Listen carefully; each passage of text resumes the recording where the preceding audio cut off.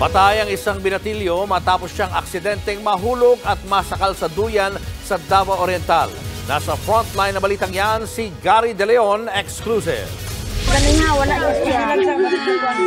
Sinubukan pang i-revive ni Tatay Roger ang 14 anyos at panganay niyang anak na si James Anthony. Hindi na humihinga ang binatilyo matapos aksidenteng masakal sa duyan sa Mati City sa Davao Oriental.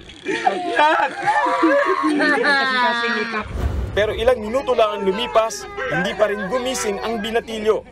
Dinala pa nila ito sa ospital pero idineklara rin siyang dead on arrival.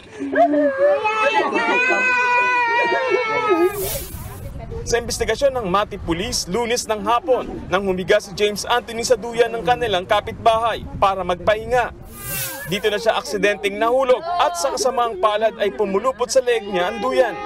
Wala ang may-ari ng bahay kaya wala kaagad nakakita sa nangyari. Isang napadang kapitbahay lang ang nakakita sa sinapit ng binatilyo. Nakita na ko siya, nagbitay na yun siya niya. Nakita ko siya na nakabitay na, bumubula na rin yung bibig niya. Ginising ko siya kasi akala ko nagbibiro lang siya kasi pala biro ito. Nag-joke lang siya niya. Nangingisda naman si Tatay Roger nang matanggap ang masamang balita sa sinapit ng anak. Dito ko sa dagat, ma'am. Na may tao nga doon ako sa laot. May tumawag sa akin na papauwi na ako.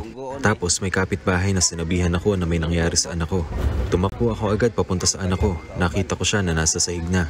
Pilit ko siyang sinalba pero huli na. Patay na talaga ang anak ko. Wala na yun ni Day. Matay na yun yung anak. Hindi na pina-autopsy ang binatilyo alinsunod na rin sa desisyon ng kanyang mga kaanak. Nakaburol na si James Anthony at humihingi ang pamilya niya ng tulong para sa kanyang pagpapalibing. Nagbabalita mula sa frontline, Gary De Leon, News 5. Mga kapatid, Julius Babaw po. Iba na ang may alam at may pakialam sa panahon ngayon. Huwag maging huli at maging una sa lahat ng balitaan. Mag-subscribe at mag-follow sa social media pages ng News 5.